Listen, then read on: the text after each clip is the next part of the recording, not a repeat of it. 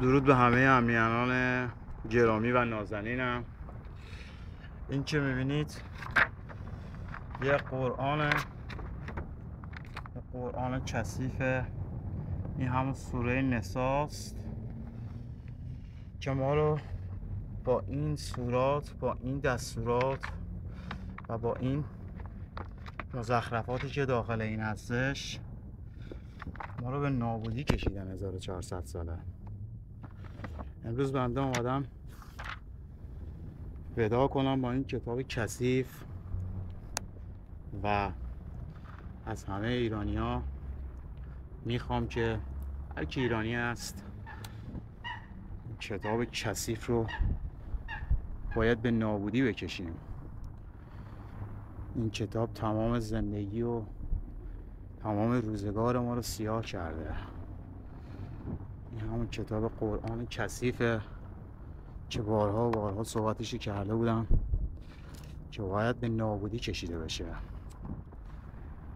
من این کتاب رو میسوزونم و از تمام ایرانی‌ها، هر کسی که ایرانیه، هر کسی که شرف داره، هر کسی که غیرت داره، این کتاب رو به نابودی بکشه و از خونه‌هاتون دور کنید. اینجا خطابم به تمام سران حکومت کثیف فاشیستی اسلامیه. این جنایتکاری که میبینید، خامنه‌ای ملعون، این رو باید نابودشون کرد. این کثافتی که هندی زاده است، این هم عکسشو به نابودی میکشم. اینا ظلم زیادی رو در حق مردم میهن کردن. میهن اول آخر آزاد میشه. هم میهن ایران اول آخر آزاد میشه و ما میمونیم و اینا بهشون میفهمونیم که این کثافت عنتری نژاد میمون کسیه که دودمان مملکت ما رو تو این 7-8 سال اخیر نابودی کشید. از همه ایرانی‌ها میخوام، از همه همیهنان نازنینم میخوام که این کتابو نابود کنن و هیچ آثاری از این کتاب کثیف نذارن.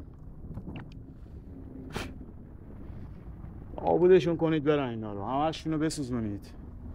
تمام مسجدها و این امامزاده های قلابی رو باید سوزوند. تمام این چیزهای مزخرفاتی که توی این 1400 سال به خورد مردم ما دادن باید همشون رو نابود کرد. باید همشون رو به آتیش کشید. اینا زندگی ما رو نابود کردن. اینا ما رو بیچاره کردن. اینا چیزی نذاشتن برای موندن. روز تصفیه حساب ما با اینا میرسه. تمام این قرآن رو میسوزونم که نشون بدم یه ایرانی هستم، یه وطن پرست هستم، یه میهن پرست هستم، یه آریایی هستم. اصل آخوند و نسل اسلام و نسل مسلمون باید از این میهن کنده بشه. هر کی میخواد دین داشته باشه میشینه تو خونهش عبادت میکنه، نمیاد تبلیغ کنه. هر کی میخواد دین داشته باشه مخالفت نمیکنه. این یه چیز شخصیه، این یه مسئله شخصیه. میشینه تو خونهش عبادت میکنه. این قرآن کثیف آتیش میزنه. خطابم به تمام سران حکومت، تمام این دزدای حکومت، تمام این بی‌وجدانایی که در طول این 33 سال على خصوص با ما خیلی ظلم کردن. این خمینی ملعون نجس، این هندی زاده بی پدر مادر، این فاحشه زاده کثیف رو باید نابودشون کرد.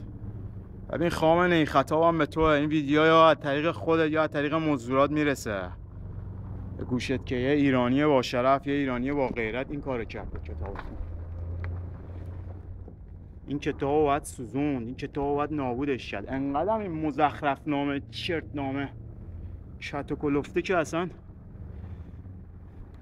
به این زودی ها آتیش نمیگیره. به قول یکی این دوستانم بود میگفت باید یه برنامه ریزی اصولی بکنی واسه سوزوندن این کتاب. این کتاب رو من میسوزونم. از شما هم خواهش میکنم که این کتاب رو بسوزونید.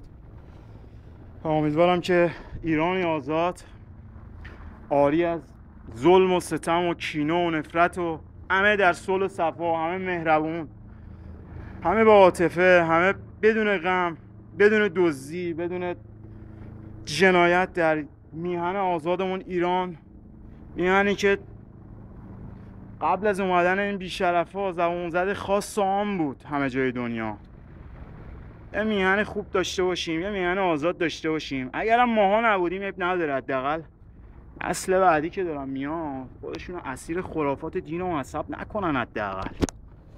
حداقلش اینه که اگه ما هم نبودیم یه میهن داشته باشیم که بچه به دنیا میاد زرتی تو گوشش اذان نخونن، بچه رو زوری مسلمون کنن. اون بچه دیگه فضایی نداره بخواد بیاد برای دین و برای این چیزاش تصمیم بگیره، اگه بخواد دینی هم داشته باشه.